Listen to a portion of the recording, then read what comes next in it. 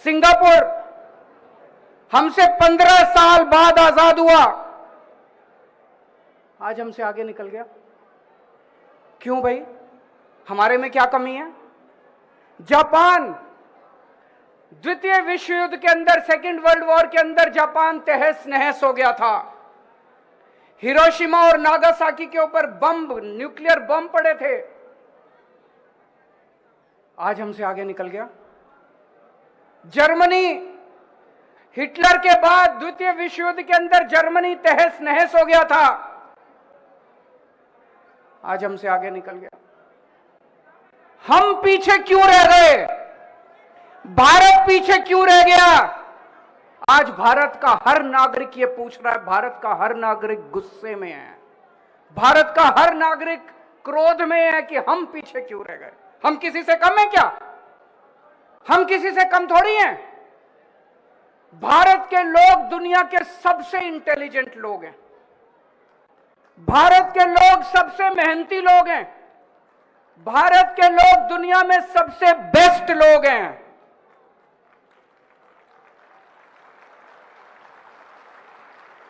फिर भी हम पीछे रह गए। भगवान ने भारत को सब कुछ देने में कोई कसर नहीं छोड़ी, सब कुछ दिया है भगवान ने हमें। भगवान ने हमें नदियां दी, पहाड़ दिए, जड़ी बूटियां दी, फसलें दी, समुद्र दिया। क्या नहीं दिया भगवान ने? इतना विशाल देश। और जब भगवान ने इंसान पैदा किया तो सबसे इंटेलिजेंट लोग भगवान ने इंडिया में पैदा किया, फिर भी हम पीछे रह गए।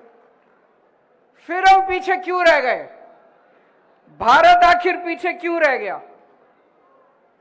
दोस्तों, अगर इनके भरोसे छोड़ दिया, इन पार्टियों और इन नेताओं के भरोसे छोड़ दिया, तो अगले 75 साल और पीछे रह जाएंगे। इनमें से किसी को अपना परिवार प्यारा है, इनमें से किसी को अपना दोस्त प्यारा है, किसी को भ्रष्टाचार करना है, किसी को देश लूटना है। इन 75 साल में इन्होंने अपने घर भरने के और अपने दोस्तों के घर भरने के सिवा कुछ नहीं किया।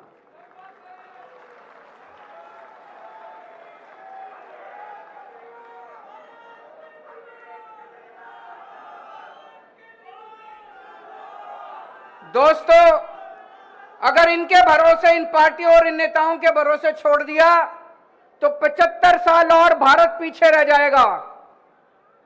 कई लोग मेरे से पूछते हैं, can India lead the world? Why not? क्यों नहीं कर सकता इंडिया लीड? हमारे पास, हमारे देश में बेस्ट इंजीनियर हैं, बेस्ट डॉक्टर हैं, बेस्ट वकील हैं, बेस्ट साइंटिस्ट हैं, बेस्ट किसान हैं। किस चीज की कमी है हमारे देश में? लेकिन एक ही शर्त है, देश के 130 करोड़ लोगों को अब साथ आना पड़ेगा। अब देश के लोगों को बागडोर संभालनी पड़ेगी, इनके भरोसे नहीं छोड़ सकते। देश के 130 करोड़ लोगों को, इंजीनियर, डॉक्टर, मजदूर, किसान, आदमी, औरत, अमीर, गरीब, इस जात के, उस जात के, इस धर्म के, उस धर्म के, सब लोगों को साथ आना पड़ेगा। 130 करोड़ लोगों को मिलके अब देश की बागडोर संभालनी पड़ेगी।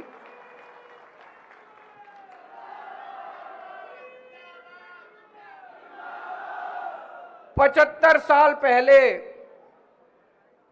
जब सारा देश इकट्ठा हुआ था तो हमने अंग्रेजों को बाहर फेंक दिया था। आज 75 साल के बाद अगर हम 130 करोड़ लोग इकट्ठे हो गए तो दोस्तों, भारत को नंबर 1 देश बनने से कोई नहीं रोक सकता।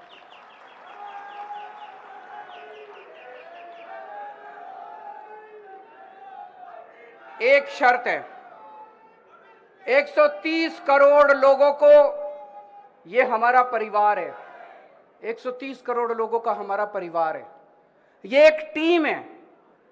हम सब लोगों को मिलके एक परिवार की तरह सोचना है, 130 करोड़ लोगों के परिवार की तरह सोचना है। हमारा कोई भी बच्चा बिना अच्छी शिक्षा के नहीं रहना चाहिए। देश आगे कैसे बढ़ेगा? देश दुनिया का नंबर 1 देश कैसे बनेगा? भारत दुनिया का नंबर 1 देश कैसे बनेगा? हमें अपने हर बच्चे को, 27 करोड़ बच्चे रोज स्कूलों में जाते हैं, हमें अपने हर बच्चे के लिए अच्छी शिक्षा का इंतजाम करना पड़ेगा, फ्री शिक्षा का इंतजाम करना पड़ेगा।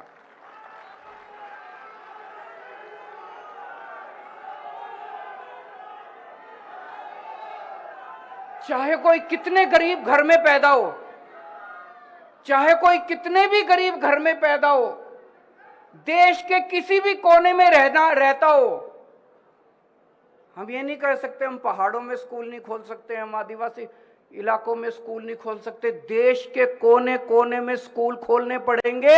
इसके लिए चाहे जितना पैसा खर्च करना पड़े अपने को, देश को चाहे जितना पैसा खर्च करना पड़े, सबसे पहला काम अपने को करना है, देश के हर बच्चे के लिए अच्छी शिक्षा का इंतजाम करना है।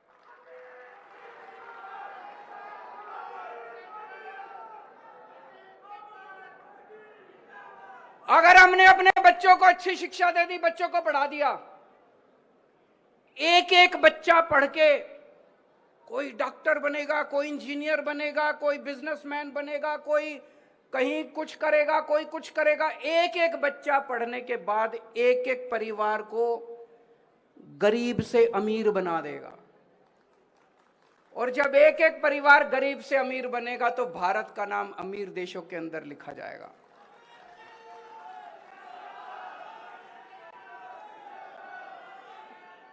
दूसरा काम अपने को करना पड़ेगा, अपने देश के एक एक आदमी के लिए, एक एक औरत के लिए, एक एक बुजुर्ग के लिए, एक एक युवा के लिए, एक एक बच्चे के लिए अच्छे से अच्छे इलाज का इंतजाम करना पड़ेगा।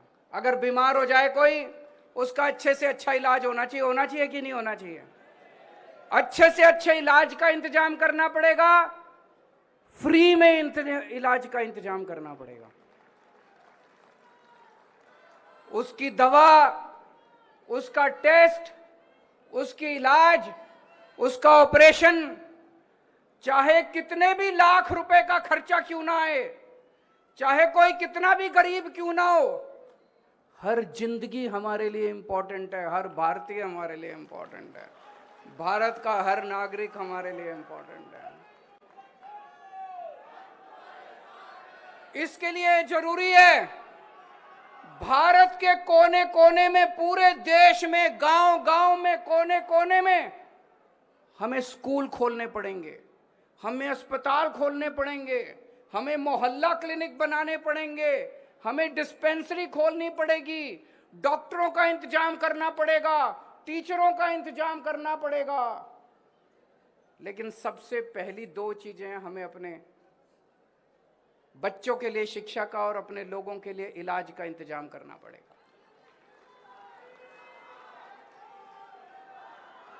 तीसरी चीज, हमारी युवा शक्ति आज हमारी सबसे बड़ी ताकत है।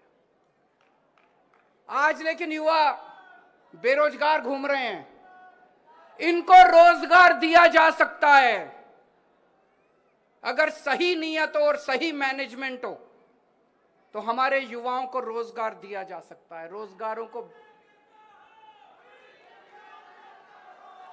तीसरी चीज हमें करनी पड़ेगी, एक एक युवा के लिए रोजगार का इंतजाम करना पड़ेगा। एक भी युवा देश के अंदर बेरोजगार नहीं होना चाहिए। इसके लिए सबसे बड़ी प्राथमिकता देनी पड़ेगी, एक एक युवा के लिए रोजगार का इंतजाम करना पड़ेगा। चौथी चीज, हमारे देश की हर महिला को सम्मान मिलना चाहिए। हमारे देश की हर महिला को बराबरी का अधिकार मिलना चाहिए। हमारे देश की हर महिला को सुरक्षा मिलनी चाहिए। महिलाओं के लिए बराबरी का अधिकार, महिलाओं के लिए सुरक्षा और महिलाओं के लिए सम्मान, ये कहना बड़ा आसान है, करने के लिए हमें अपने अपने घर के अंदर, अपने अपने समाज के अंदर इसके लिए काम करना पड़ेगा। और 5वीं चीज, आज किसान का बेटा किसान नहीं बनना चाहता। क्यों नहीं बनना चाहता? हमारा मुल्क किसान प्रधान, खेती प्रधान मुल्क है। हमें ऐसी व्यवस्था करनी पड़ेगी कि किसानों को अपनी फसल का पूरा दाम मिले, ताकि किसानों के घर में खुशहाली लेके आए, किसानों को सम्मान मिले। और ऐसी व्यवस्था करनी पड़ेगी कि किसान का बेटा फक्र के साथ कहे, मुझे भी किसान बनना है।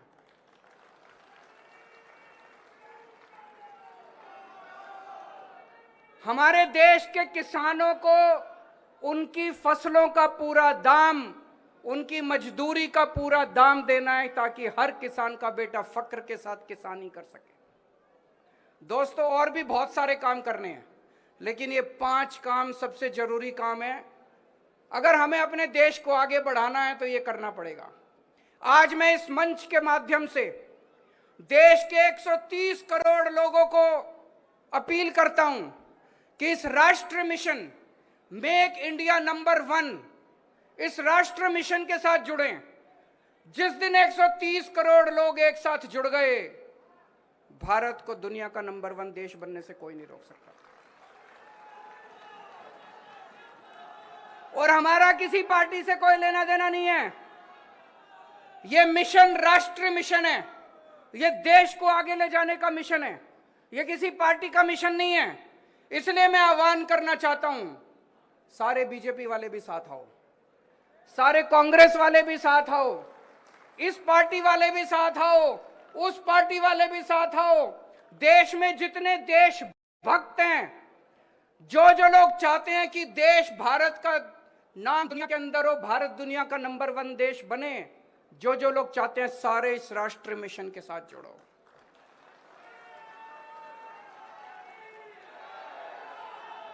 और हमें अब लड़ाई झगड़े नहीं करने।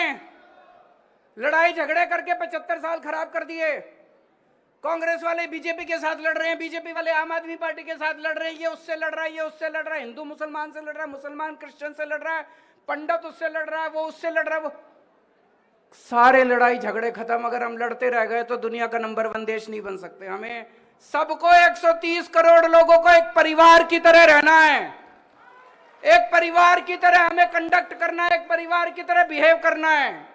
नफरत खत्म, प्यार और मोहब्बत करेंगे, एक साथ मिलकर रहेंगे, मुट्ठी बन के रहेंगे, तभी भारत दुनिया का नंबर 1 देश बन सकता है।